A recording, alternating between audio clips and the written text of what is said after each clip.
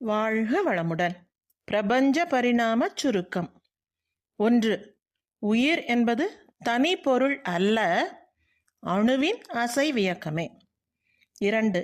அணுவின் அசைவியக்கம் அணுவின் பக்குவ பரிணாம நிலைகளுக்கு ஏற்ப பலவாறான சிறப்புகளை பெற்று உணர்ச்சி நிலையாகவும் உணரும் நிலையாகவும் இயங்குகின்றது. 3. உலகங்களாகவோ ஜீவ இனமாகவோ உள்ள எந்த பொருளையும் எவரும் அறிவை கொண்டு சங்கற்பத்தால் படைக்கவில்லை.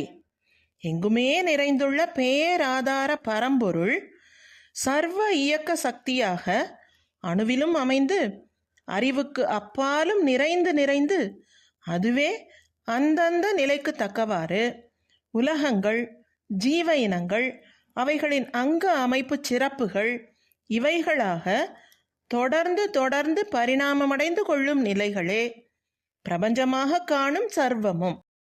4.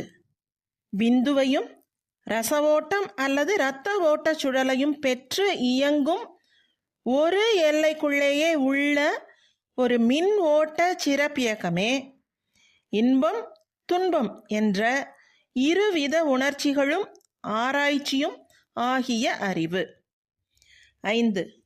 பரம்பொருளாகிய பேராதார சக்தியே அணுவுக்கு அப்பால் வெளியாகவும் மௌனமாகவும் இருந்து கொண்டு அணுவில் அசைவு இயக்கம் என்ற உயிராக இயங்கிக் கொண்டும் அணுவின் கூட்டு பக்குவ பரிணாம நிலைகளுக்கு ஏற்ப உணரும் நிலையாகவும் ஆராய்ச்சியாகவும் உள்ள அறிவாகவும் இருக்கின்றது. வாழ்க வளமுடன்.